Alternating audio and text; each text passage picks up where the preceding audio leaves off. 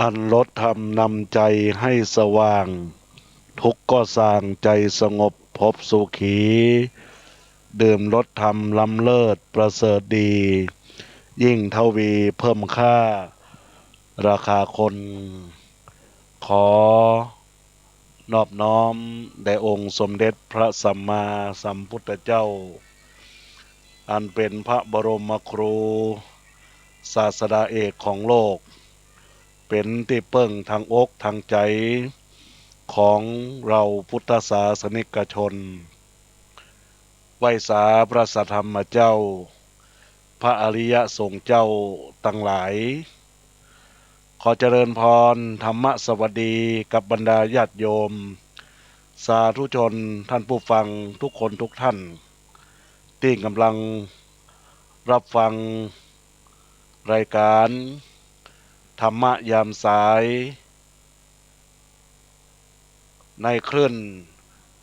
วิทยุเพื่อการศึกษาพระพุทธศาสนาและวัฒนธรรม FM 104.50เมกะเฮิรตซ์วัดฝ่ายหินในเวลา9 นาฬิกาถึงเวลา10 นาฬิกาก่อนที่จะได้ดำเนินรายการนั้นขอน้อมกราบนมัสการไหว้สาในปารมีธรรมพระเดชพระคุณหลวงพ่อพระเทพปริยัติเจ้าคณะจังหวัดเชียงใหม่วัดเจ็ดยอดพระอารามหลวงท่านพระครูสถิตธุราธรผู้รักษาการแทนเจ้าวาดวัดสันขยอมตำบลสันทรายน้อยอำเภอสันทรายจังหวัดเชียงใหม่พระสงฆ์เถรานุเถระครูบาอาจารย์จุตนจุองค์จุรูปบรรดาญาติโยมสาธุชนเราท่านทั้งหลายซึ่งในห่วงเวลาที่บรรดาญาติโยมกำลังจะได้รับฟังรายการตั้งแต่เวลานี้ไปจนถึงเวลา10 นาฬิกานั้นก็จะได้อยู่ร่วมกับอาตมาภาพในการรับฟังธรรมะสารธรรมที่จะนำมาอุจากับบรรดาศรัทธาญาติโยมสาธุชนเฮาท่านทั้งหลายทุกท่านทุกคนซึ่งในการจัดรายการครั้งนี้ได้รับความเมตตาอนุเคราะห์จากหลวงพ่อพระครูสมุวิชวัตรวรกิจโจผู้ควบคุมดูแลรายการแล้วก็ได้ทำการช่วยเหลือควบคุมในระบบเฟซบุ๊กของเรากับผมอัตมภาพได้รับฟังทั้งสองอย่างก็คือรับฟังจากคลื่นวิทยุเพื่อการศึกษาพระพุทธศาสนาและวัฒนธรรม104.50เมกะเฮิรตซ์วัดฝ่ายหินแล้วก็ยังรับฟังระบบเฟซบุ๊กของอาตมาภาพกิติพงศ์กิติโสพโนหรือเพจธรรมะสู่ใจแล้วก็บรรดาญาติโยมมาได้รับฟังในช่วงห่วงนี้ก็สามารถรับฟังย้อนหลังได้สำหรับในโอกาสอันนี้ก็มีท่านผู้เข้ามารับชมต้องขออนุโมทนาขอบคุณครับคุณโยมนิกรละอ่อนแปลงเวทีซึ่งได้ควบคุมระบบของคอมพิวเตอร์แล้วก็เข้าพันมิกจนกระทั่งดูระบบดูแลในส่วนของสำนักงานที่วัดสันขยอมตำบลสันทรายน้อยอำเภอสันทรายจังหวัดเชียงใหม่ตอนนี้ก็มีคุณโยมสมพงษ์ตุนแก้วเข้ามารับชมรับฟังอยู่ในขณะนี้แล้วก็มีคุณโยมสอเศษเล็กสันทรายเข้ามารับฟังรับชมแล้วก็ยังมีในกล่องข้อความว่าสาธุครับตอนนี้ก็มีท่านพระครูปรองยานวโรท่านผู้ช่วยเจ้าวาดวัดศรีโสดาพระอารามหลวงอำเภอเมืองจังหวัดเชียงใหม่และเจ้าวาดวัดแม่โจ้ตำบลหนองหานอำเภอสันทรายจังหวัดเชียงใหม่เข้ามารับชมรับฟังแล้วก็เข้ามาคอมเมนต์ว่ากำลังฉันพระทหารเจ้าครับฉันไปโดยฟังไปโดยก็ต้องขออนุโมทนากับท่านพระครูปลัดรองยานวโรถือว่าเป็น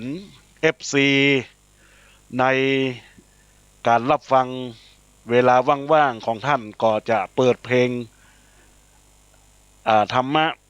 รับฟังธรรมะแล้วก็เข้ามาฟังในคลื่นวิทยุ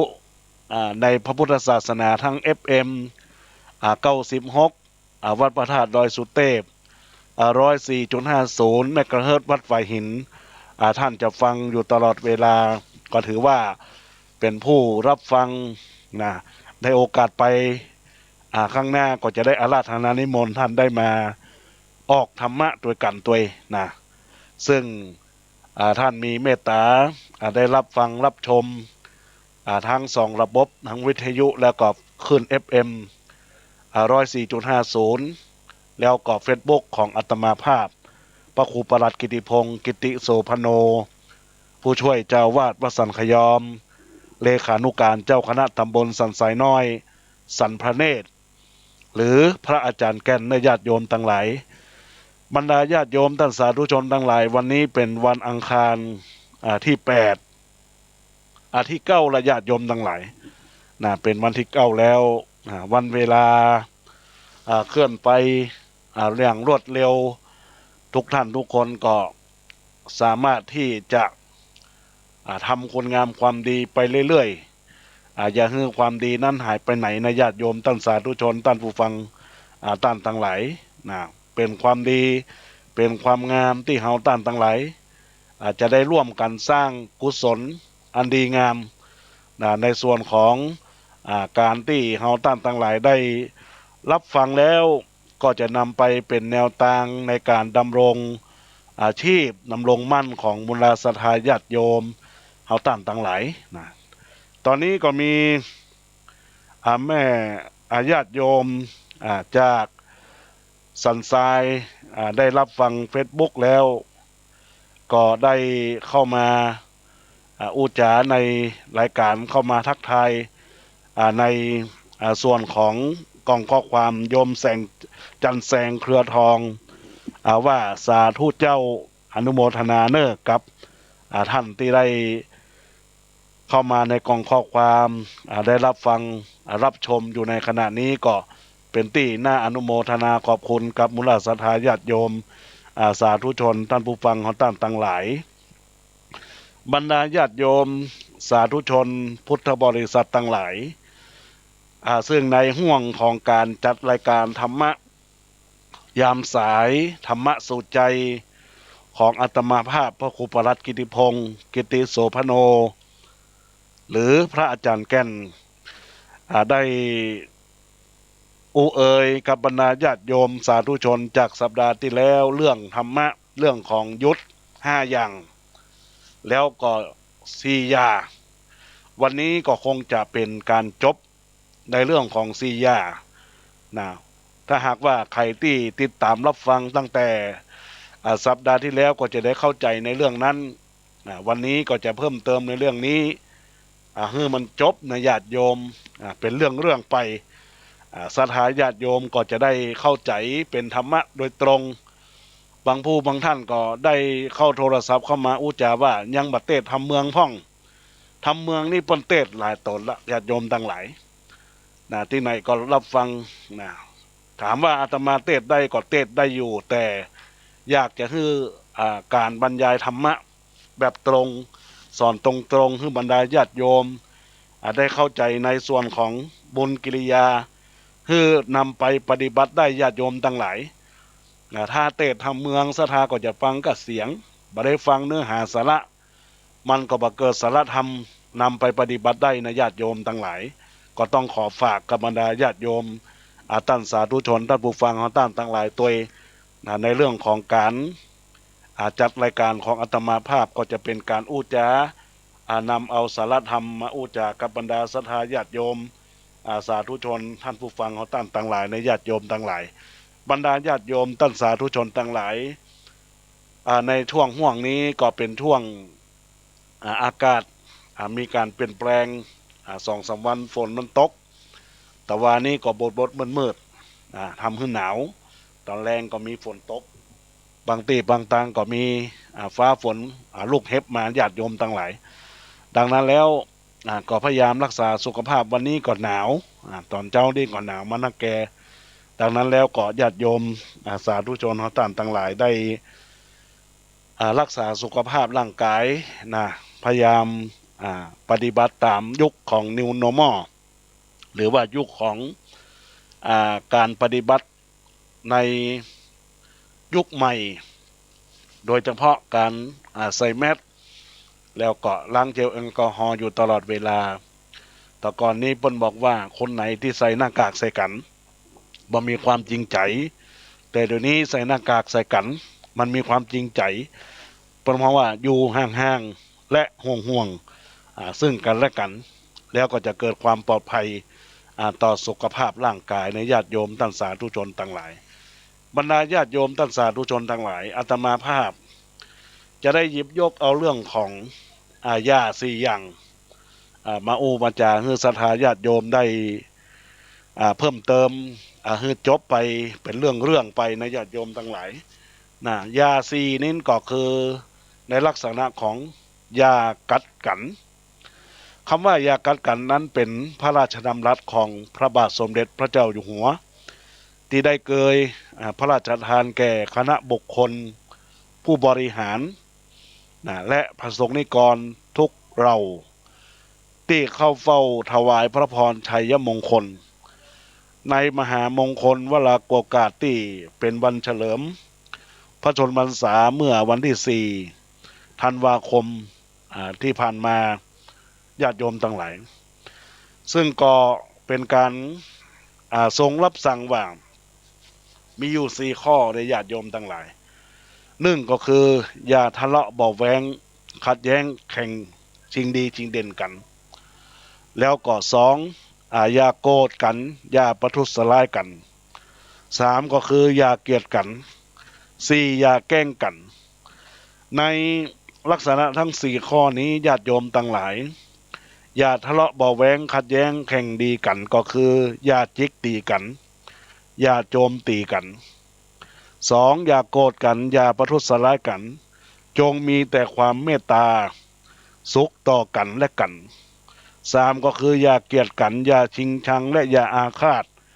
พยาบาทจองเวรซึ่งกันและกัน4อย่าแกล้งกันก็คืออย่ากีดกันกันแกล้งให้เสียประโยชน์ซึ่งกันและกัน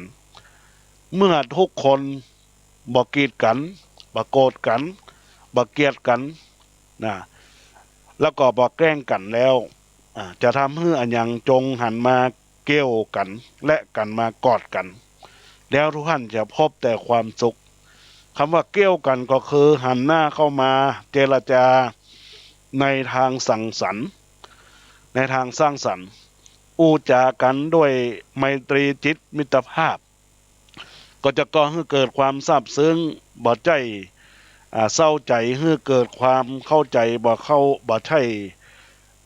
คัดใจหรือคัดแย้งคำว่ากอดกันก็คือการฮักใคร่กลมเกลียวเป็นน้ำหนึ่งใจเดียวกันดังคำที่ว่ารักกันเหมือนพี่ดีกันเหมือนน้องปองดองกันเสมือนญาติพระบาทสมเด็จพระเจ้าอยู่หัวมงกุฎเกล้าเจ้าอยู่หัวในรัชกาลที่6ได้พระราชนิพนธ์เตือนใจว่าอันชาติใดไร้รักสมานสมัครจะทำการสิ่งใดย่อมไร้ผลแม้ชาติย่อยยับอับจนบุคคลจะสุขอยู่อย่างไรสมานสามัคคีให้ดีอยู่จะสู้ศึกศัตรูทั้งหลายได้ควรคิดจำนงจงใจเป็นไทยจงสิ้นดินฟ้าญาติโยมทั้งหลายนี่เป็นคำประพันธ์ของพระราชนิพนธ์ในรัชกาลที่6ที่ทรงอยากจะให้คนไทยนั้นมีความรักสมานสามัคคีชาติจะอยู่ได้ก็ดูความสมัครสมานสามัคคีควรคิดจำนงในเรื่องของที่จะเกิดขึ้นก็คือการเฝ้าระวังการประทุษร้ายกันการขัดแย้งกันอันนี้ก็เป็นสิ่งสำคัญในญาติโยมทั้งหลาย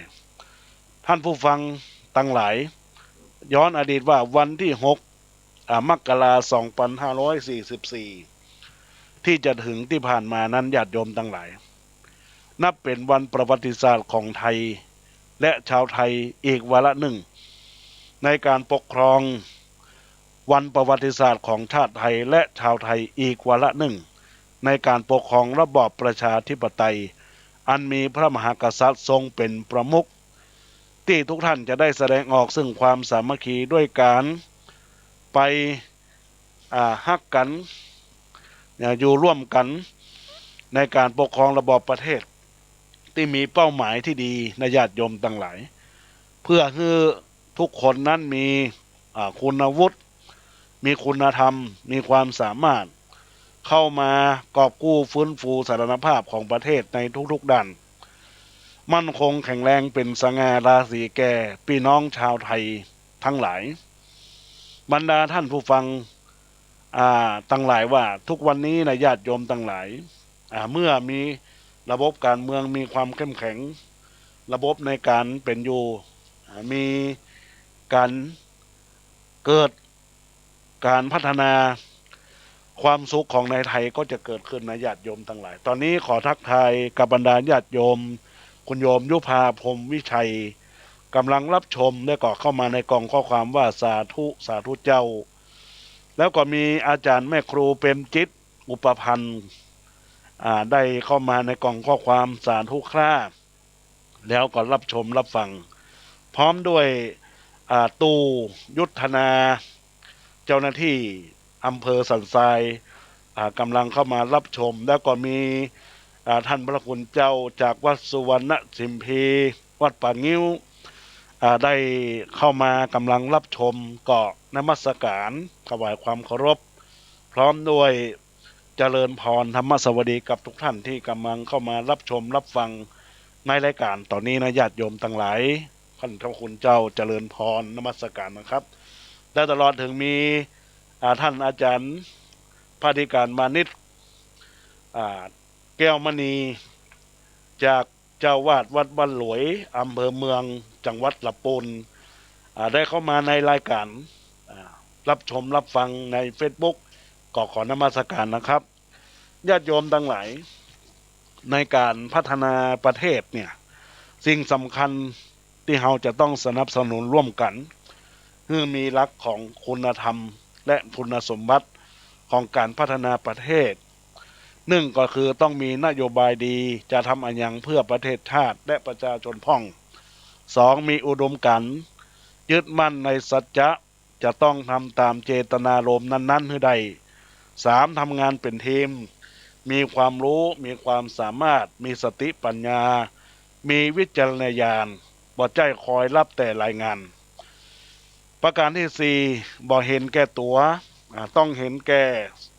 ส่วนรวมโดยเฉพาะชุมชนสังคมแล้วก็จังหวัดแล้วก็ประเทศชาติมีความเสียสละเพื่อส่วนรวมเข้ามาเพื่อกอบกู้ปลดใจมาเพื่อกอบโกยมาเพื่อให้มีการพัฒนาแล้วก็ห้าหัวก้าวหน้าเพื่อวิสัยทัศน์กว้างไกลกล้าคิดกล้าพูดกล้าพิสูจน์กล้าทำด้วยความโปร่งใสผู้นำก็จะต้องเป็นผู้นำที่มีนโยบายดีมีอุดมการณ์ดีทำงานเป็นระบบบ่เห็นแก่ตัวหัวหน้าต้องมีความก้าวหน้าควรที่ทุกท่านจะได้เห็นโอกาสตอนนี้ก็มีคุณโยมอัมภัยวีรสะจากบ้านต้นพึ่งอำเภอเมืองจังหวัดลำพูนได้เข้ามาในระบบรับชม Facebook แล้วก็เข้ามาสาธุสาธุเจ้าก็อนุโมทนาขอบคุณครับญาติโยมอัมภัยวีรสะที่ได้เข้ามารับชมรับฟังในญาติโยมทั้งหลาย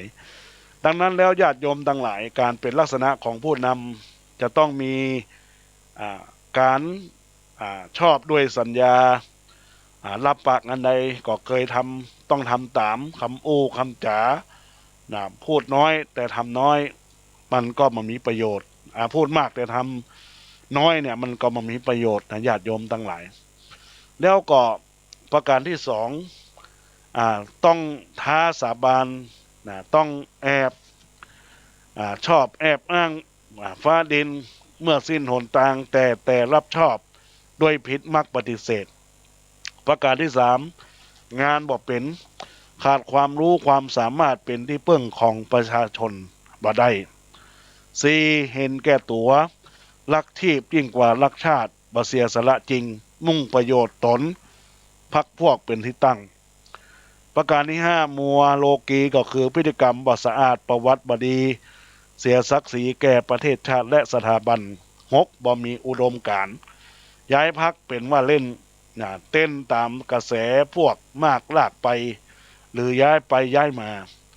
พวกที่ชอบฮือสัญญาท้าสาบานงานบ่เดินงานบ่เป็นเห็นแก่ตัวมัวโลกีบ่มีอุดมการณ์ทั้งหมดทั้งปวงนี้เป็นผู้ที่ควรบ่ควรสนับสนุนดังนั้นแล้วญาติโยมทั้งหลายกล่าวถึงเรื่องนี้เพื่อให้เฮาท่านทั้งหลายได้ทำการคิดและก็วิเคราะห์เพราะว่าตอนนี้ก็มีการเลือกตั้งในบ้านเฮาในการประกาศของคณะกรรมการกกต.ได้มีการประกาศมีการเลือกตั้งเทศบาลนะแล้วก็นครบาลเนาะแล้วก็มีนครเทศบาลเมืองต่างๆนะญาติโยมทั้งหลายก็พยายามนำเอาหลักธรรมะนี้ไปพิจารณานะเพราะว่าเป็นเรื่องของสียาความว่าสียานี้ก็คือการ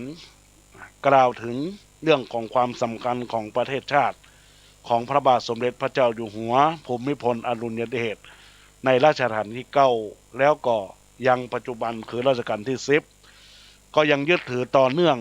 ต่อยอดเมื่อเฮาเป็นเจ้าพุทธก็พยายามคิดพิจารณาเอาถึงความดีความงามที่เฮาต้านทั้งหลายได้มีความก่อเกิดความสุขเมื่อใดในญาติโยมท่านสาธุชนทั้งหลายมันก็จะเกิดผลที่เกิดขึ้นแล้วในตัวเฮาก็จะมีความสุขในญาติโยมสาธุชนของท่านทั้งหลายญาติโยมสาธุชนท่านทั้งหลายในวันนี้ในเรื่องของห้ายาแล้วก็5 ยา4 ยายุด5นั้นก็คือว่าจบนะญาติโยมทั้งหลายยุด5 ยา4นะญาติโยมทั้งหลายถ้าย้อนจะสรุปให้บรรดาศรัทธาญาติโยมก็คือ5 ยาก็คือการกระทำในสิ่งที่ทุกคนทุกท่านจะต้องมีความคิดรอบคอบมีความรอบรู้รอบจัดแล้วก็มีความคิดรอบข้างแล้วก็ทำให้ตัวเฮานั้นพยายามมีสติตั้งมั่นก็จะเป็นในลักษณะก็อย่าหยุดนะอย่าหยุด5 หยุดนั่นนะญาติโยมทั้งหลายแล้วก็5 ยาก็คืออย่างที่อาตมาภาพได้ไปตะกี้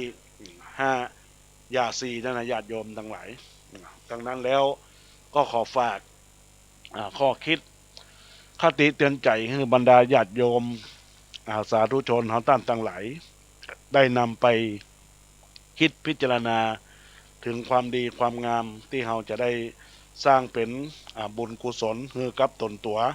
มูลศรัทธาของท่านทั้งหลายวันนี้ก็ขอฝากกับบรรดาศรัทธาญาติโยมท่านสาธุชนท่านผู้ฟังทั้งหลายที่กำลังรับฟังรับชม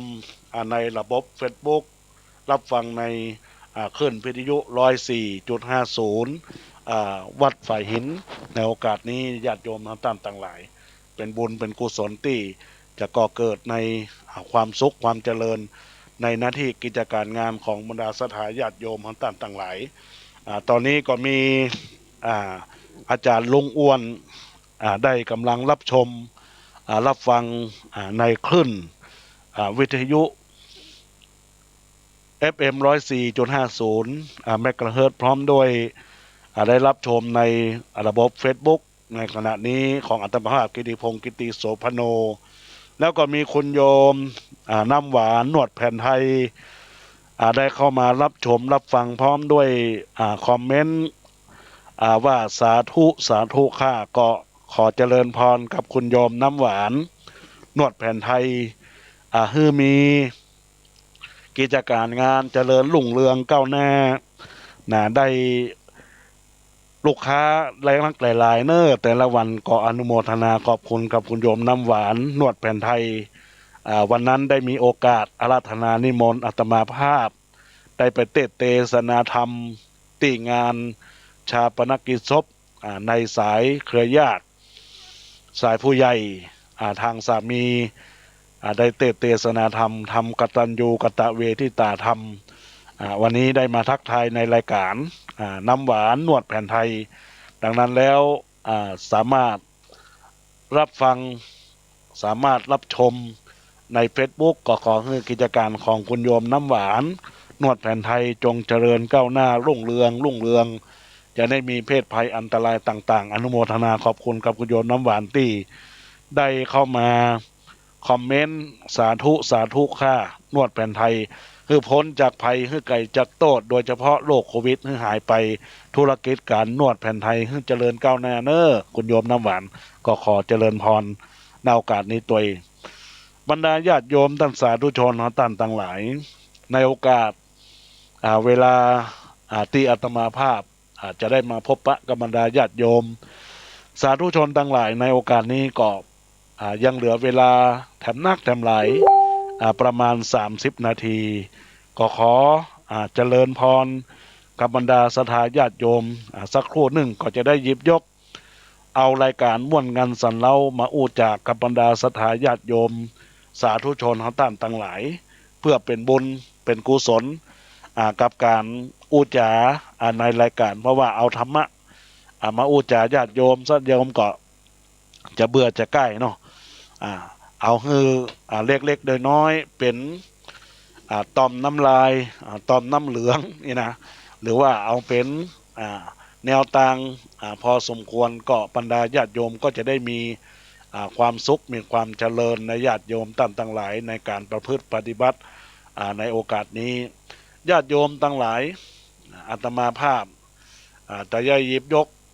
ม่วนงานสันเล่าอูจากันได้อูจากันไปล้านนาไทยเรามีความเจริญ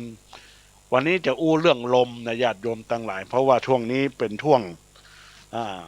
ฟ้าฝนมันมาพยายามนะญาติโยมทั้งหลายพยายามคอยบ้านของท่านในส่วนของการที่อยู่เวลาฝนหลวงเข้ามาแล้วก็มันจะทำให้เกิดเพศภัยแต่ก็ขอบ่ให้เกิดกับตัวเฮาบ่ให้เกิดกับครอบครัวของท่านพยายามช่วยกันพอกันกอยเพื่อเป็นการทำให้บ้านเฮามีความปลอดภัยจะได้เกิดยังวาตภัยนะญาติโยมทั้งหลายวันนี้ก็จะอู้เรื่องของลมเนี่ยญาติโยมสาธุชนต่างหลายเพิ่นบอกว่าเรื่องของลมฟังเนอลมที่ไผ่บ่ใครอยู่ใกล้กับลมบ่จอยลมที่ปล่อยออกมากำน้อยๆลมตั้งในตั้งกัดลมที่ตนตัวของพิธีกรทุกรายการต้องใจนักก็คือลมปากลมที่ปัดบ้านเมืองณเนนนาถก็คือลมหลวงอันนี้ก็หาผ่านนะ2-3วันนี้ญาติโยมทั้งหลายลมที่มาต้อนบวงสรวงลมศักดิ์สิทธิ์ลมที่ดังปิดปี้ปิดก็ลมนกหวีดจราจร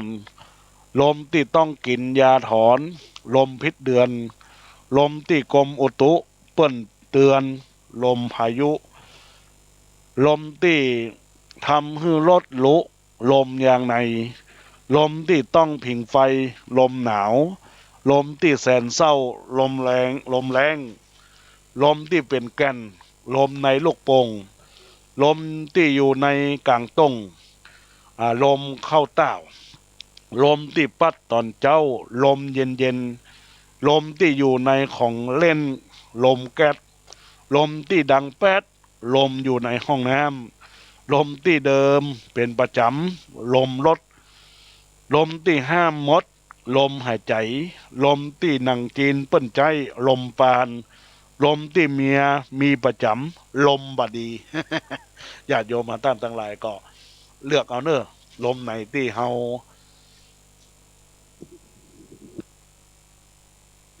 ลมที่เฮาได้กระทำอันใดนะญาติโยมทั้งหลายก็พยายามพิจารณาเอาแต่สิ่งสำคัญอย่าให้เป็นลมที่บดีในส่วนของการละที่จะพิษเทียงกันในญาติโยมมาต่างหลายตอนนี้ก็ถวายนมัสการ ถวายความเคารพท่านพระใบดีกาวิโรธปุญญกามโมท่านเจ้าวาดวัดป่าเศร้าเมืองลำปูนได้เข้ามารับชมรับฟังนมัสการหลวงพ่อเนอ่าสวัสดีปีใหม่กับหลวงพ่อตัวเองวันนี้ให้จะเปิดเฟซก็เลยได้เฟซเด้งเข้ามารับชมก็นมัสการถวายความเคารพนะครับญาติโยมสาธุชนพุทธบริษัทเฮาตั้งทั้งหลายวันนี้อู้ถึงลมแล้วนะก็เฮาก็จะได้อู้จาในเรื่องของสิ่งที่เฮาตั้งทั้งหลาย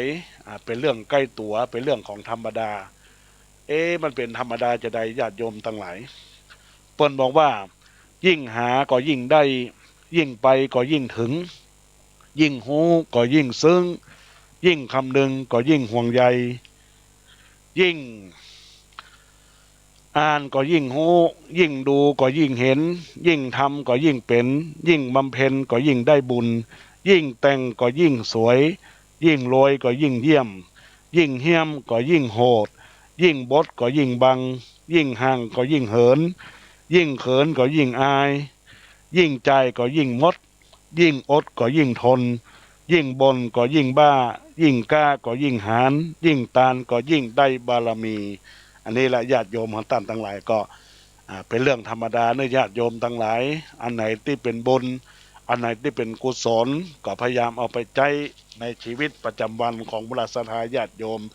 ตอนนี้ก็ทักทายกับคุณโยมไกรสอนฤทธิธรรมท่านได้เข้ามารับชมรับฟังในรายการในตอนนี้รายการธรรมะสู่ใจยามเจ้าญาติโยมทั้งหลายก็ได้เข้ามาในยามสายวันนี้อาตมาภาพได้จัดรายการธรรมะเพื่อการศึกษาพระพุทธศาสนาและวัฒนธรรม FM 104.50 วัดฝ่ายหิน4.50 เมกะเฮิรตซ์ญาติโยมทั้งหลายวัดฝ่ายหินในโอกาสนี้กับตนตัวของอาตมาภาพพระอาจารย์กันจะข้อความเข้ามาในช่องทางเกาะเจริญพรท่านไกรสอนบอกว่าสาธุได้ฟังธรรมะนะน้องวันนี้นะก็ขอเจริญพรกับท่านตัวในญาติโยมทั้งหลายตอนนี้ญาติโยมทั้งหลายอาตมาภาพกำลังกอนไกเอาเรื่องของม่วนงานสันเล่ามาอุมาจากับบรรดาศรัทธาญาติโยมสาธุชนท่านทั้งหลายเป็นบุญเป็นกุศลที่บรรดาญาติโยมสาธุชนท่านทั้งหลายได้รับฟังนำเอาไปคิดนำเอาไปใจก็จะได้เป็นบุญกุศลท่านไกรสอนรุนิติธรรมได้บอกว่าแบบนี้ละที่เปิ้นฮ้องว่าคนจริงอู้จริง ก็ต้องขอเจริญพรครับคุณโยมไกรสอนนิติธรรมที่ได้คอมเมนต์เข้ามาในรายการธรรมะ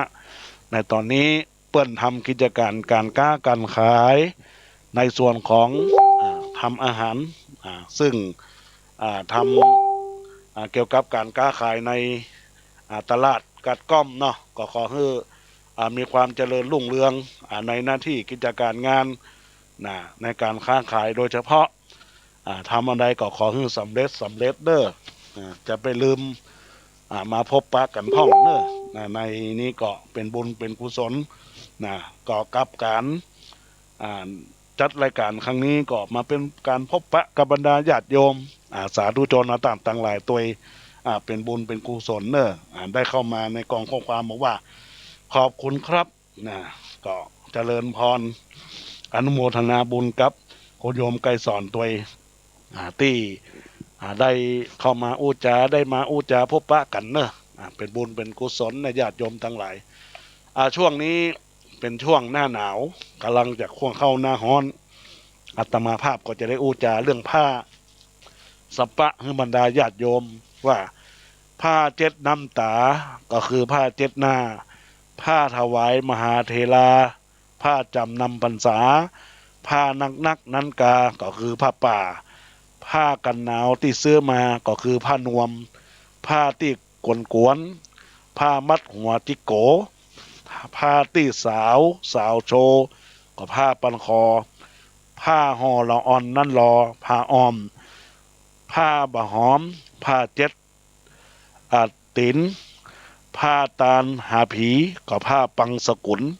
ผ้าเป็นลุนผ้าที่แขกขายผ้าประจำกายผ้าขาวมาผ้าขาวม้าผ้าตองผ้าตามกังกองกับผ้าตุงแดงผ้าเป็นสีเป็นแสงก็ผ้าแก้บนผ้าตีเปิ้นขนผ้าล่นน้ำท่วมผ้าสีม่วงผ้าคนเกิดวันเสาร์ผ้าไผ่บะเอาผ้าห่อศพผ้าที่เฮาตบก็ผ้าในกระเป๋าเดินต่างผ้าที่เฮาจะบอกมอกเมียสกรรมผ้าปก จะไปเริ่มมาง้อเฮาเนอร์วะเมียเปิ้นบอกเมียจ่ายนะ ตอนนี้คุณโยมไกรสอนที่ทำบอกว่าผ้าขาวรอห้องว่าใดผ้าขาว ผ้าขาวก็เอาไปวัดกัน นะก็อนุโมทนาขอบคุณกับคุณโยมไกรสอนที่ทำที่ได้มาข้อความในกล่องข้อความผ้าทุกเจ้ารอสีหยังผ้าสีกักผ้าสีส้ม ผ้าสีกักแดงผ้าลายสีทุกเจ้าเนาะดังนั้นแล้วก็ญาติโยมสาธุชนตั้งหลายนะเป็นการอู้จาอู้ม่วนจาหวานกัน ซึ่งกันและกันนะญาติโยม อันใดที่เป็นแต่ก็เอาไปพิจารณา อันใดที่เป็นกำม่วนกำจ๋าก็เอาไปใจในการรับฟังและก็เอาไปกึดนะญาติโยมทั้งหลายนะก็จะเป็นการให้คลายเครียดในญาติโยมเปิ้ลบอกว่าผ้าสีม่วงนี่นะผ้าโคนวันเสาร์เปิ้ลบอกว่าสีม่วงนี้ญาติโยมทั้งหลายขอฝากกับบรรดาสถาญาติโยมว่า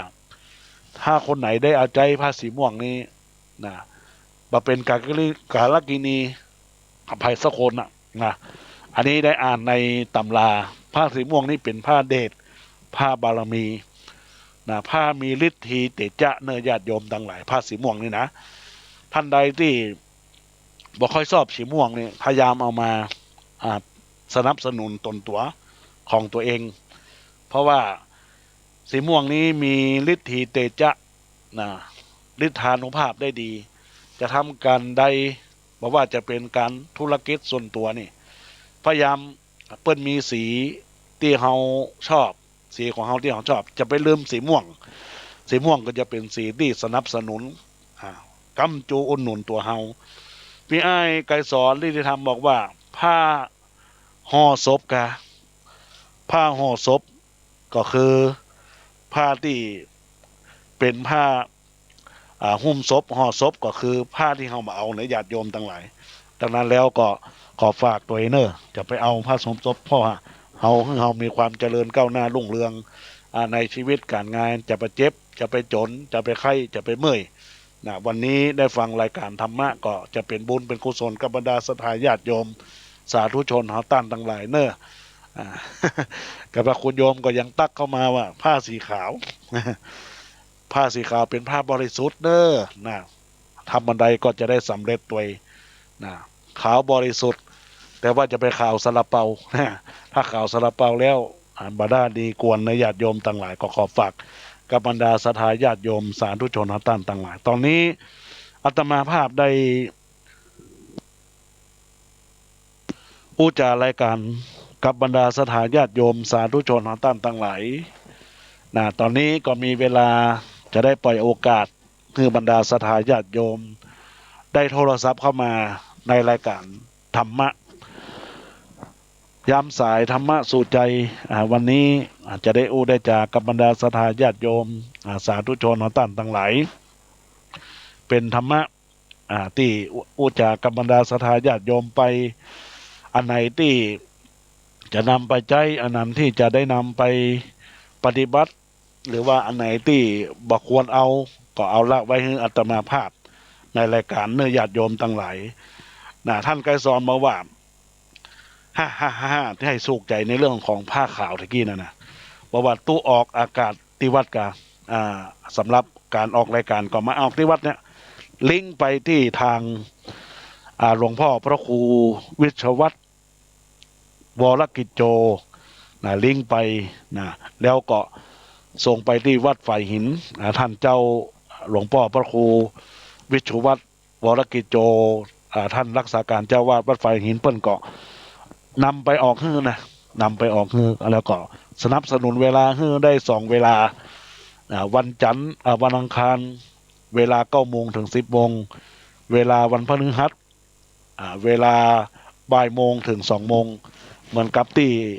พี่อ้ายไกรสอนที่ทำเคยฟังนะญาติโยมทั้งหลายดังนั้นแล้ว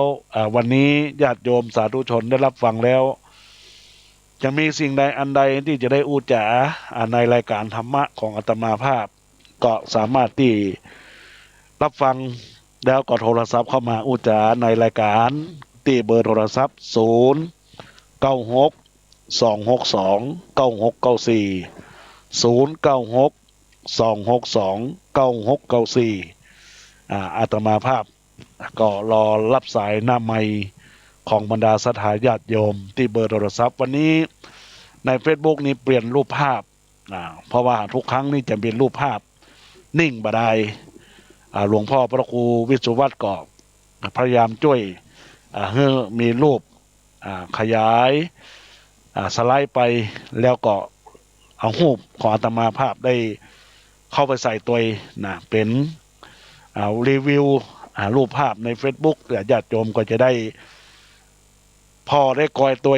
ว่าความเคลื่อนไหวของอาตมาภาพในส่วนของการปฏิบัติในเรื่องของการเผยแพร่ธรรมได้ทำอันอย่างไปพ่องแล้วก็จะได้เป็นบุญเป็นกุศลให้บรรดาญาติโยมโดยเฉพาะอาตมาภาพนี้สิ่งสำคัญอบรมเยาวชนตั้งแต่ละอ่อนประถมมัธยมแล้วก็ระดับมหาวิทยาลัยตัวเองเพราะฉะนั้นญาติโยมสาธุชนท่านผู้ฟังทั้งหลายบอกว่าจะเป็นครูบาอาจารย์ได้รับฟังเป็นเพื่อนของ Facebook ของอาตมาภาพรับฟังไปแล้วอุจาไปแล้วอาตมาภาพก็จะไปเขียนตำแหน่งหน้าที่ว่าเป็นพระวิทยากรสามารถนิมนต์ไปอบรมนักเรียนอบรมเยาวชนอบรมยังละอ่อนระดับมหาวิทยาลัยตลอดถึงผู้สูงอายุก็ได้นะญาติโยมทั้งหลายแต่ช่วงนี้ญาติโยมทั้งหลายเป็นช่วงโควิดไม่สามารถที่จะไปสอนได้ก็พยายามออกรายการวิทยุเนี่ยญาติโยมทั้งหลายเพื่อเป็นสายทานที่จะเผยแพร่หลักธรรมคำสอนเพราะว่าอาชีพพระก็คือการเผยแพร่อาชีพการพัฒนาเยาวชนก็อาชีพของพระสงฆ์ที่แนะแนวทาง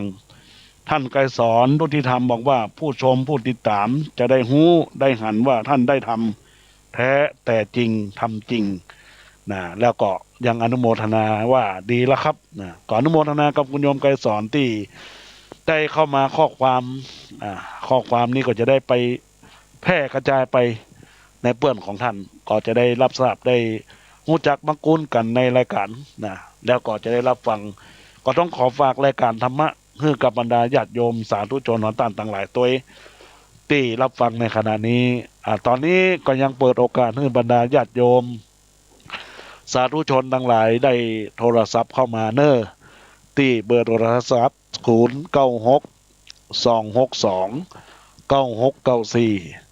096 262 9694อาตมาภาพก็รอรับสายหน้าไมค์อนุโมทนา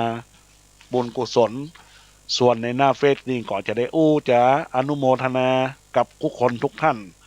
ที่เข้ามารับชมรับฟังในรายการธรรมะในโอกาสนี้ก็ต้องขออนุโมทนาขอบคุณญาติโยมทั้งหลายสำหรับการรับฟังธรรมะนี่มันมีน้อยในการที่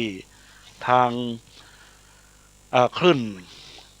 เพื่อการศึกษาพระพุทธศาสนาและวัฒนธรรม FM 104.50 เมกะเฮิรตซ์วัดไฟหินนี้เป็นการที่จักนำเอาพระนักเทศหลายๆตนหลายๆรูปมามาจ๋าก็แล้วแต่บรรดาญาติโยมก็เปิดวิทยุรับฟังแต่ว่าในแต่ละตนเปิ้ลก็จะมีเทคนิคนำเข้าสู่ Facebook ของเปิ้ลตัวญาติโยมก็ถ้าเป็นเปิ้ลก็ได้รับฟังถ้ามาเป็นเปิ้ลก็ไม่ได้ฟังแต่อาตมาภาพนี้สามารถรับฟังย้อนหลังได้ญาติโยมทั้งหลายในสิ่งที่เป็นบุญเป็นกุศลเป็นนำเอาธรรมะมาอุจากับบรรดาศรัทธาญาติโยมแต่สำนักอาตมาภาพก็ยังมีโอกาสได้ไปเผยแพร่ธรรมในคลื่นวิทยุ ท้องถิ่นจังหวัดเชียงใหม่คลื่นพระพุทธศาสนาและจริยธรรม FM 96.0เมกะเฮิรตซ์วัดพระธาตุดอยสุเทพอันนี้จะจัดวันจันทร์ในโยมทั้งหลายเวลา7:30ถึงเวลา8นาฬิกาแล้วก็ยังพบปะกับบรรดาสถานญาติโยมในวันศุกร์ในคลื่น96เวลา3โมงถึง4โมงก็ได้รับความอนุเคราะห์เมตตาจากพระครูบายังกลวงในมูลนิธิครูบายังกลวงสามัคคีอุปถัมภ์ได้นำเอาการฮือธรรมะไปออกรายการธรรมะในญาติโยมทั้งหลายสำหรับที่วัดนี้ก็ได้รับความเมตตาจากหลวงพ่อพระครูสถิตธุลาธรผู้รักษาการแทนเจ้าวาดได้คือสนับสนุนสถานที่ห้องเผยแพร่ธรรมแล้วก็ยังเป็นสำนักงานในการพัฒนาวัดวาอารามซึ่งก็ครั้งนี้ก็จะได้ขอประกาศงานบุญกับบรรดาสถานญาติโยมตัวเองญาติโยมต่างหลายตอนนี้มีโทรศัพท์สายเข้ามาเนอะเจริญพรเจ้าไว้สาเจ้าเจริญพรจากที่ไหนคุณแม่จากเวียงป่าเป่าเจ้าอ๋อได้ยินชัดเจนเนาะเวียงป่าเป่าอำเภอเวียงป่าเป่าเจียงไฮ้อ๋อโทรศัพท์กะโทรศัพท์อันของวัดไฟหินเนาะเจ้าไงละเจ้าป้าทุกองค์เจ้าอาตมาภาพวัดสักยอมสันทรายเชียงใหม่แม่เจ้าฟังธรรมะวันนี้ไปไหนพ่องแม่เจ้ามีสาระมีความรู้ได้ความรู้เด้อเจ้ามาปฏิบัติอยู่เจ้าดีละแม่เนอเจ้าอยู่เวียงป่าเป่าอยู่วัดกันวัดดอยหม่อนจงคอลงดอยเจ้าเนี่ยเจ้าฟังทุกตนทุกองค์เจ้าดีละแม่ดีละอนุโมทนาขอบคุณกับแม่เนอเจ้าสาธุเจริญพรแม่ชื่ออย่างก็แม่กันพันนีเจ้าแม่กันพันนีเนาะเจ้ากันทันนีเนาะเจริญพรเนอเจริญพรเจริญพรอันนี้ก่อนมีแม่กันธนีจากอำเภอเวียงป่าเป้าจังหวัดเชียงรายได้โทรศัพท์เข้ามาบอกว่าได้รับฟังรายการธรรมะทุกรายการแล้วก็มาปะกันในคลื่นนี้ในวันนี้ได้มาพบปะกับอาตมาภาพก็ได้โทรศัพท์เข้ามาอู้จ๋าเนอะก็ขออนุโมทนากับแม่กันพันนีจากอำเภอเวียงป่าเป้าจังหวัดเชียงรายได้โทรศัพท์เข้ามาอู้จากับอาตมาภาพในห่วงสุดท้ายของรายการตอนนี้ก็ยังมีเวลาอู้จาเนื้อญาติโยมทั้งหลายสามารถที่จะโทรศัพท์เข้ามาที่เบอร์โทรศัพท์096 262 9694 096 262 9694สามารถที่จะโทรศัพท์เข้ามาอู้จาอาตมาภาพได้เนอะมาฮื้อขวัญมาฮื้อกำลังใจกับผู้จัดรายการปัจจัยว่าอู้คนเดียวสถาบันได้ฟังอีกก็เลยต้องเปิดโอกาสให้บรรดาญาติโยมสาธุชนท่านผู้ฟังเขาท่านทั้งหลายได้รับฟังแล้วก็รับชมกันใน Facebook กิติพงศ์กิติโสพโนเพจธรรมะสู่ใจเพื่อสันติภาพเนอะตอนนี้เจริญพรคุณโยมป๊อบไกรสอนฤทธิธรรมไปได้พ่องครับอาจารย์เจริญพรสบายดีบ่สวัสดีปีใหม่เนอะครับสบายดีครับ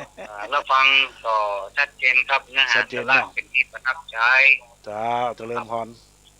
ยังได้เป็นกำลังใจนะครับผมกำลังใจเนาะอนุโมทนาเนอะกับคุณโยมป๊อบไกรสอนฤทธิธรรมหิมาก้าขึ้นมั่งมีสีสุขเจริญเนอะสำเร็จสวัสดีปีใหม่ตัวมีความสุขกายสบายใจเนอะครับลุงครับเจริญพรอันนี้ก่อนมีคุณโยมป๊อบเนาะไกรสอนฤทธิธรรมที่ข้อความมาใน Facebook โทรเข้ามาย้ำมาอู้จามาให้ขวัญกำลังใจแถมก็อนุโมทนากับคุณโยมป๊อบไกรสอนฤทธิธรรมตัวเนอร์ที่ได้โทรศัพท์อู้จากับอาตมาภาพในรายการธรรมะมาให้ขวัญกำลังใจก็ดีแล้วที่ได้รับฟังได้นำเอาไปเป็นแนวทางในการดำรงชีพดำรงปฏิบัติในส่วนตัวชีวิตประจำวันทำดีย่อมได้ดีทำบดีก็ย่อมได้บดีนะญาติโยมทั้งหลายพวกนั้นก็ขอฝาก กับบรรดาญาติโยมสาธุชนทุกท่านเปิ้นขายของร้านค้าอยู่ที่ตลาดก้อมเมืองเจียงใหม่หิมาก็ขึ้นค้าแม่นไข่มาเนอเจริญได้กำไรรวยทุกอย่างแล้วก็ถือโอกาสสวัสดีปีใหม่ตัวเพราะว่าตอนนี้ก็ยังเป็นเดือนที่2เดือนกุมภาสำหรับเดือนกุมภานี้ก็มีโอกาสเปิ้นว่าเป็นทางคริสต์มาสเปิ้นก็ว่าเป็นวันแห่งความฮักนะแต่ว่าในหลักทางพุทธศาสนาเป็นวันมาฆบูชาเนอะอันนี้ขอเตือนสติกับบรรดาญาติโยมวันมาฆบูชาเป็นวันที่26กุมภาพันธ์2564เป็นเดือน6เป็ง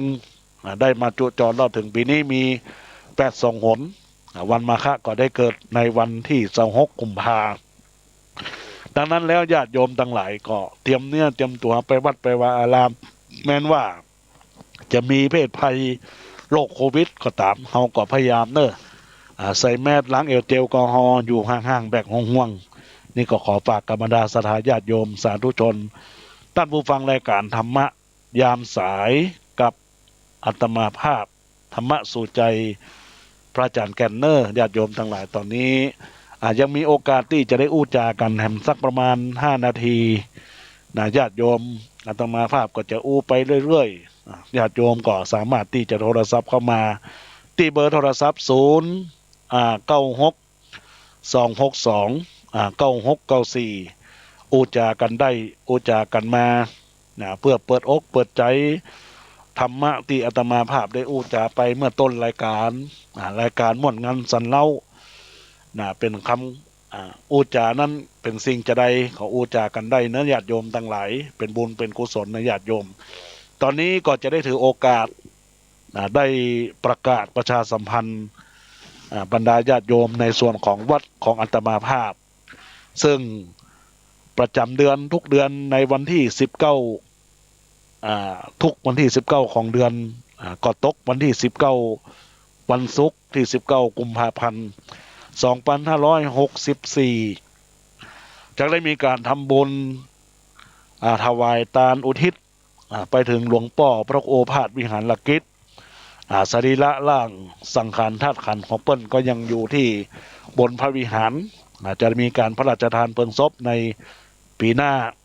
วันที่7ถึง13กุมภาพันธ์65แต่ช่วงเวลาช่วงนี้ก็จะมีการทำบุญเปิดศพในวันที่19ทุกเดือนเปิดโอกาสให้ญาติโยมได้มาทำบุญในช่วงของรายการในช่วงของการทำบุญรายการมี2 เวลาตอนเจ้าเวลา10 โมงก็มีการทำบุญทักษิณาทานพระสงฆ์10 รูปแล้วก็ภาคกลางคืนก็มีการสวดเทศส่วนตอนเจ้าอาราธนานิมนต์พระสงฆ์10 รูปและจะมีการเทศฟังธรรมได้อาราธนานิมนต์ท่านพระครูปลัดทีรวัตรทีรวัตรญาณสิทธิวาทีหรือว่าตุปีฟุกหรือว่าตุลูกฟุกซึ่งเป็นอดีตธรรมะทองแล้วก็ยังเป็นพระนักเทศปัจจุบันผลเล่าเรียงหลวงอาจจะมาเทศในช่วงเวลา9 โมงครึ่งของวันที่19หลังจากนั้นนิมนต์พระสงฆ์สวด10 รูปถวายพระทหารเพลในช่วงเจ้าญาติโยมทั้งหลายว่างก็มาร่วมทำบุญกันเนอะญาติโยมทั้งหลายแล้วก็ในช่วงกลางคืนได้อาราธนานิมนต์ท่านพระครูศรีวุฒิกรด็อกเตอร์ได้มาเป็นองค์แสดงธรรมแล้วก็ได้มีสวดพระธรรมจากวัดตาไมอิอันนี้ก็เป็นบุญกุศลที่ญาติโยมจะได้มาร่วมฟังเทศฟังธรรมใน2 โอกาสนั้นในช่วงตอนเจ้ามีท่านพระครูสังฆรักษ์สรัญกรปัญญารัตนวังโสได้มาเป็นเจ้าภาพหรือว่าพระครูบาปัญญาหอศิปกุลวัดนางเหลียวได้มาเป็นเจ้าภาพพร้อมโดยคณะศิษย์เพื่อจะน้อมถวายบุญกุศลไปถึงหลวงพ่อพระครูโอภาสวิหารกิจแล้วก่อนในภาคกลางคืนมามีสมณศรัทธาท่านพระครูปลัดธรรมนัสมนัสธรรมโมท่านเจ้าวาด วัดหนองแยงประธานหน่วยอบรมประชาชนประจำตำบลหนองแยงได้มาเป็นเจ้าภาพการเทศน์การสวดในภาคกลางคืนดังนั้นแล้วก็ขอประกาศบอกกล่าวบอกบุญโดยท่านพระครูสถิตธุราธรรักษาการแทนเจ้าวาดประกาศบอกบุญกับมูลศรัทธาญาติโยมสาธุชนหาตันทั้งหลายที่รับฟังรายการครั้งนี้มาพบปะมาร่วมทำบุญกันตามวันและเวลาที่ได้บอกกล่าวกับบรรดาศรัทธาญาติโยมในช่วงตอนเจ้าใครมาตอนเจ้าได้ก็มาร่วมกันใครมาตอนภาคกลางคืนได้ก็มาภาคกลางคืนมีงานมีทั้งวันนะญาติโยมทั้งหลายเป็นช่วงๆเป็นเวลาดังนั้นก็ญาติโยมสาธุชนที่ได้รับฟังอยู่ใกล้อยู่ไกลก็ดีส่งแรงคิดแรงใจมาร่วมกันญาติโยมทั้งหลายก็ขอบอกกล่าวบอกบุญกับบรรดาศรัทธาญาติโยมสาธุชนท่านผู้ฟังที่รับฟังรายการอยู่ในขณะนี้นะญาติโยมทั้งหลายตอนนี้ก็คงจะเป็นวาระห่วงสุดท้ายของเวลาแล้วจะได้อนุโมทนาปันโชคปันใจให้กับบรรดาศรัทธาญาติโยมในโอกาสที่ได้รับฟังรายการในตอนนี้ที่คำกล่าวว่าอัญเชิญสุเทพเจ้าเจดีย์